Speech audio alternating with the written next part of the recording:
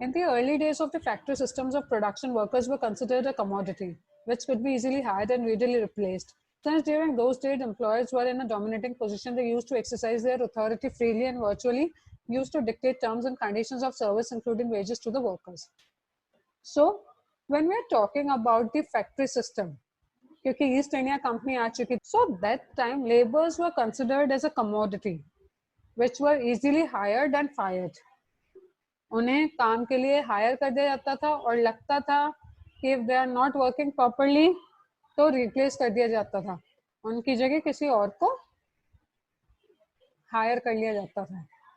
तो लेबर्स की ये हालत इसीलिए थी because the employers were in the dominating position उस टाइम पे. सोसाइटी में एम्प्लॉयज एक डोमिनेटिंग पोजीशन पे थे, इसीलिए ये एक्सप्लॉयटेशन हो रहा था कि workers were readily hired and fired, कि उनकी कोई इम्पोर्टेंस नहीं थी, उनको एज अ कमोडिटी ट्रीट किया जाता था, कि they are just a commodity, they are not treated as a human beings.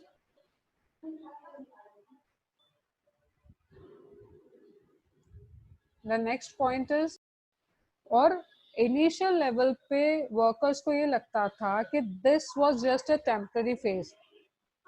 जब ये फैक्ट्री सिस्टम आया ही था इंडिया में ईस्ट इंडिया कंपनी की साइड से, तो उन्हें लगा कि ये अभी आया ही है, so this is a temporary phase, कि ये पास हो जाएगा, कि इतनी जो प्रॉब्लम्स आ रही है, हम इतने एक्सप्लॉइट हो रहे हैं कि हमें हर तरीके से कोई भी कंडीशन हो लेकिन हमें काम चाहिए तो हमें काम करना पड़ रहा है, भले ही वो कंडीशंस कितनी भी इनअप्रोप्रिएट क्यों ना हो. तो उन्हें लगा this is just a temporary phase, धीरे धीरे सब चेंज हो जाएगा. However, very soon they realized that it was not to be so. They started making efforts individually as well as in small groups to improve their lot, but nothing came out of it. लेकिन उन्हें धीरे धीरे ये समझ में आ गया कि ये सिचुएशन चेंज नहीं होगी, तो उन्होंने अपने इंडिविजुअल एफर्ट्स डालना स्टार्ट किया, individual as well as group. उन्होंने ग्रुप फॉर्मिंग स्टार्ट की, लेकिन उससे भी कुछ नहीं हुआ.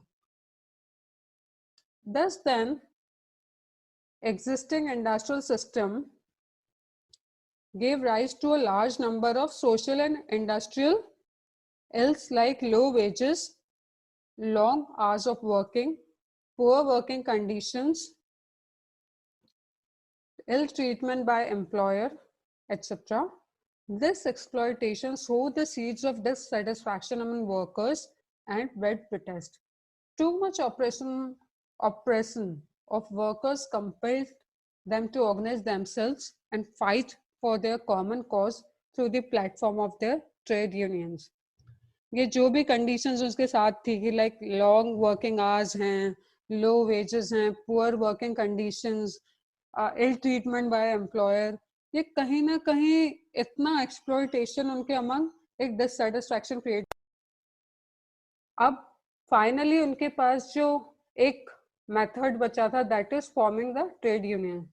जो अब तुम ये सोचो कि ऑलरेडी ट्रेड यूनियंस फॉर्म होना स्टार्ट हो चुके थे, जैसे कि हमने बात करी कि बॉम्बे में ऐसा हुआ था, बॉम्बे मिलीबैंड एसोसिएशन बन गया था, कैलकाटा में बन गया. इसीलिए कहीं ना कहीं अब अलग अलग लेवल पे हर लोगों को समझ में आने लगा कि we have a power called trade unions, और उन्होंने फाइनली यूनियंस फॉर्म करना स्टार्ट किया. Besides this, there was a mass awakening in the country due to the Russian Revolution and the leadership of Mahatma Gandhi. The establishment of International Labour Organization, various acts were enacted. उस time पे country में कहीं ना कहीं Mahatma Gandhi leadership और Russian revolution की वजह से एक मास अवेकनिंग हुई, लाइक, और ILO ने भी उस टाइम पे काफी एक्ट्स फॉर्म कर दिए थे, क्योंकि ये सारा वो टाइम था जो प्री इंडिपेंडेंस था. तो एक वर्कमैन कॉम्पनसेशन एक्ट आ चुका था 1923 में, ट्रेड यूनियन एक्ट आ चुका था 1926 में, एंड ट्रेड डिस्प्यूट एक्ट आ गया था 1917 में, which provided significant measure of protection of workers against injury during employment, provided a legal status to trade unions, and granted them protection against criminal and civil suits in cases of strikes, and provided machinery for bringing about industrial peace. अब इतने सारे acts आए तो workers के protection में obviously the authorities are working, एक legal status हो गया था, एक लीगल प्रोटेक्शन मिल गई थी। तो इस वजह से ऑब्वियसली कहीं ना कहीं ये सारी कोशिश थी to maintain a industrial peace, क्योंकि बहुत ज्यादा प्रॉब्लम्स थी एम्प्लॉयर और एम्प्लॉयज के बीच में। एम्प्लॉयज बहुत ज्यादा डोमिनेट करते थे एम्प्लॉयज को, तो इसीलिए ये सारी मशीनरी, ये जो लॉज बनाए गए, ये जो सेटअप हुआ, ये इसीलिए था to maintain the industrial peace. The years immediately following the war, 1946 and 1947, were most disturbed years for the point of view of the pattern of industrial relations in India. For a large number of strikes took place during these years. However, there was a considerable increase in the number of trade unions and their membership. जब हम बात करें 1946-1947 के आसपास, सबसे ज्यादा strikes उस time पे हुई थी। मतलब पुअर इंडस्ट्रियल रिलेशंस थे, जो पैटर्न था that was highly disturb that time.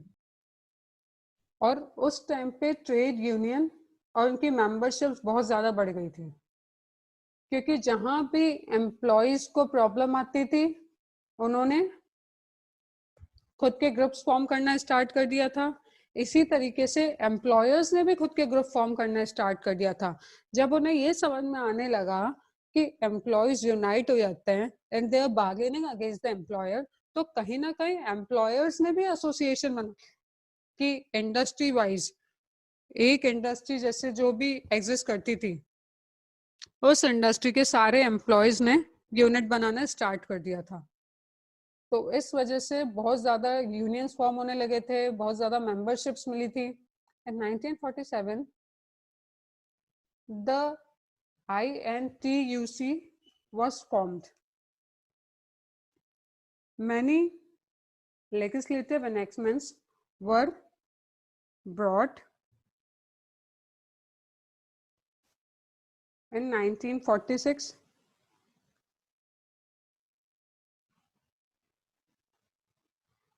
The Industrial Employment Standing Orders Act was passed to regulate terms and conditions of service. The Industrial Dispute Act 1947 provided for the settlement of disputes. 1947 में जो सबसे ये कह लो कि landmark activity हुई थी वो थी INTUC का formation, Indian national trade union Congress. Indian national trade union Congress 1947 में फॉर्म हुई थी। और उस टाइम पे और लॉज भी बने थे, like industrial employment standing orders act आ गया था, इंडस्ट्रियल डिस्प्यूट एक्ट आ गए थे 1947 में। तो ये एक तरीके से कह लो कि लैंडमार्क एक्टिविटीज थी pre independence. Now comes the period of independence and post independence India. Immediately after independence, in the interest of the national economy, it was considered necessary to put a stop on strikes, lockouts, and have uninterrupted production. जैसे ही independence हमें मिली, उसके बाद में सबसे first था interest of the national economy, क्योंकि हमारी economy इतनी पुअर हो चुकी थी। तो all the leaders were targeting to push the national economy. और उस टाइम पे जो सबसे इम्पोर्टेंट था नेशनल इकोनॉमी को प्रमोट करने के लिए वो यही था कि स्ट्राइक्स और लॉकआउट्स रोके जाएं। लॉकआउट्स एम्प्लॉयर साइड से होता है, स्ट्राइक्स एम्प्लॉय साइड से होती थी। तो उस टाइम पे हमें चाहिए था अनइंटरप्टेड प्रोडक्शन, ताकि हमारी नेशनल इकोनॉमी प्रोग्रेस कर सके। तो इसीलिए फॉरमोस्ट तरीका यही था कि स्ट्राइक्स और लॉकआउट्स को रोका जाए। फैक्ट्री में काम नहीं बंद होना चाहिए, because we are required in the position to for getting uninterrupted production. हमें प्रोडक्शन चाहिए था। The major instrument with the government for this purpose is legislation, whereby the norms to regulate the relationship between the two parties are specified and enforced through the apparatus created for the purpose. और जो government leaders के पास सबसे बड़ा instrument क्या होता था? Obviously कि वो लॉज बना दे कुछ, कि इस तरीके के नॉर्म्स बन जाएं जो कि दोनों पार्टीज के रिलेशनशिप को रेगुलेट करेंगे। बोथ पार्टीज कौन कौन हो गई? Employer and employees. इनको इनके रिलेशनशिप को रेगुलेट करने के लिए, मेंटेन करने के लिए गवर्नमेंट के पास सबसे अच्छा सोर्स था बाय मेकिंग लॉज। तो फाइनली गवर्नमेंट ने अपना रोल समझा, they started making laws. The minimum wages act, the factories act and the Employees State Insurance Act were all enacted in 1948. जो फैक्ट्रीज एक्ट आया था वो फाइनली अब 1948 में minimum wages act, employ insurance act, बहुत सारे इस तरीके के एक्ट इम्प्लीमेंट हुए। During the first plan period, ये फर्स्ट प्लान पीरियड में कंफ्यूज मत होना, ये 5 ईयर प्लान जो होते हैं ये वही है जो गवर्नमेंट बनाया करती थी, 5 ईयर प्लान्स। तो during the first 5 year plan period, great importance has been given to the maintenance of industrial peace. जब हमारा फर्स्ट 5 ईयर प्लान बना तो उसमें सबसे ज्यादा इम्पोर्टेंस इंडस्ट्रियल पीस को मेंटेन करने के लिए रखी गई। सबसे ज्यादा इम्पोर्टेंस उसी पे दिया गया, सारा फोकस उसी पे किया गया कि हमें इंडस्ट्रियल पीस मेंटेन करना है, क्योंकि we want to grow our national economy. तो this is the time during the first 5 year plans जब ये सारा फोकस हुआ कि इंडस्ट्रियल पीस मेंटेन करने के लिए, इंडस्ट्रियल रिलेशंस को पीसफुली रन करने के लिए गवर्नमेंट का क्या रोल होगा, एम्प्लॉयर का क्या रोल होगा, एम्प्लॉयज का क्या रोल होगा, वो डिस्कस होने लगा। During the second 5 year plan period, a statutory provision should be made for the recognition of unions, keeping in mind the need for having one union in an industry. अब पहले क्या होता था कि एक ही ऑर्गेनाइजेशन में बहुत सारे यूनियंस फॉर्म हो जाते थे, क्योंकि अगर एक ट्रेड यूनियन के व्यूज किसी और एम्प्लॉयज को अच्छे नहीं लग रहे तो वो अपना अलग यूनियन फॉर्म कर लेते थे, ट्रेड यूनियन। लेकिन सेकेंड 5 ईयर प्लान में इसी पे फोकस रखा गया। ऐसा नहीं होगा कि कितनी भी ट्रेड यूनियंस आपने फॉर्म कर ली और हर यूनियन अपने अपने पॉइंट्स रखेगी, तो सिर्फ एक ही यूनियन इंडस्ट्री वाइड फॉर्म होगी और उसी को रिकॉग्नाइज किया जाएगा, उसी से एम्प्लॉयर बार्गेन करेगा। तो सेकेंड 5 ईयर प्लान में हमने ट्रेड यूनियंस को कंट्रोल किया थोड़ा, जो इतने सारे यूनियंस फॉर्म हो जाते थे उन्हें कहीं ना कहीं कंट्रोल किया गया, keeping in mind the need for having one union in an industry.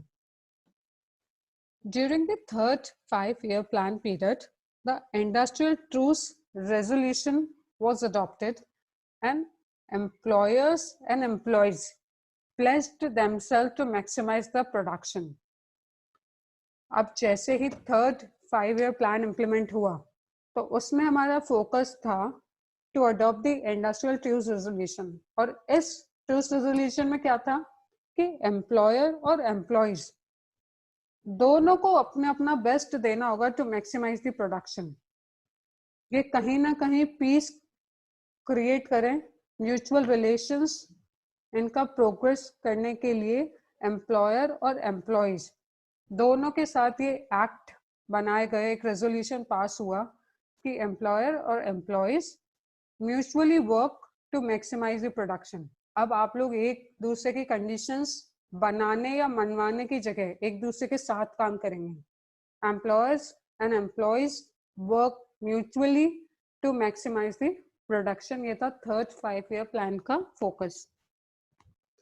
The fourth 5 year plan emphasized the growth of a healthy trade union movement, collective bargaining and voluntary arbitration. अब जैसे ही ये fourth 5 year plan आया, इसमें सबसे जरूरी था कि trade union movement की ग्रोथ को स्टेबलाइज किया जाए। स्टेबलाइज करने में यहाँ पे सिर्फ यही मतलब था कि उन्हें पता हो कि उनकी पावर्स क्या क्या हैं, what they all are capable of. Collective bargaining जो टर्म थी उसे फोकस किया जाए, और एक और टर्म आई थी उसके साथ वॉलंटरी आर्बिट्रेशन। वो यही होता था कि आप एक अग्रीमेंट बनाएं पार्टीज। वॉलंटरी आर्बिट्रेशन मतलब एक म्यूचुअल अग्रीमेंट जिस पे आप काम करा करेंगे। डिस्प्यूट सुनने के लिए एक अथॉरिटी आ गई। During the fifth five-year plan, stress will be laid on strengthening industrial relations and labor laws, imparting training to labor officers, improvement of labor statistics, and undertaking studies in the field of wages and productivity. अब fifth five year plan में industrial relations और labour laws को smoothly run करने के लिए labour officers को training दी गई कि लेबर ऑफिसर्स की क्या क्या ड्यूटी होनी चाहिए, उनके क्या रोल्स एंड रिस्पॉन्सिबिलिटीज हैं, इस पे फोकस हुआ। लेबर स्टैट्स को इम्प्रूव किया गया। स्टैट्स इन द केस कि क्या क्या कंडीशंस हैं, how labours are working, in which conditions, males female child ratio, ये सब उस टाइम पे कैलकुलेशंस स्टैटिस्टिक्स हमने की टू इम्प्रूव देयर कंडीशंस। और हमने वेजेस एंड प्रोडक्टिविटी को भी स्टडी किया कि किस अकॉर्डिंग वेजेस होने चाहिए, प्रोडक्टिविटी कितनी चाहिए। तो फिफ्थ फाइव ईयर प्लान में ये सारी चीजें स्ट्रेस की गई। The sixth plan declared the industrial harmony is most important to make economic progress. Healthy industrial relations are not only concerned with employers and workers, but are of vital concern to the community as a whole. Industrial harmony को importance इसीलिए दिया गया क्योंकि industrial harmony नहीं होगी तो कहीं ना कहीं हम इकोनॉमिकली प्रोग्रेस नहीं कर सकते थे। तो इसीलिए ये जरूरी था टू मेंटेन कॉर्डियल रिलेशंस। और कॉर्डियल रिलेशन जस्ट एम्प्लॉयर और एम्प्लॉय के केस में नहीं, पूरी कम्युनिटी को बनाने होंगे। कम्युनिटी को अपना रोल प्ले करना होगा। उन्हें ये समझना होगा कि उस कम्युनिटी में जहाँ पे एम्प्लॉयर और एम्प्लॉयज हैं, एम्प्लॉयर एंड वर्कर्स हैं, वहाँ स्ट्राइक्स एंड लॉकडाउन से कितनी फैमिलीज अफेक्ट होती हैं। तो industrial harmony is the foremost focus that time for the growth of economy. The seventh five-year plan, अब seventh five-year plan में क्या हुआ? The responsibility of unions and employees has been identified and inter-union rivalry and intra-union divisions should be avoided.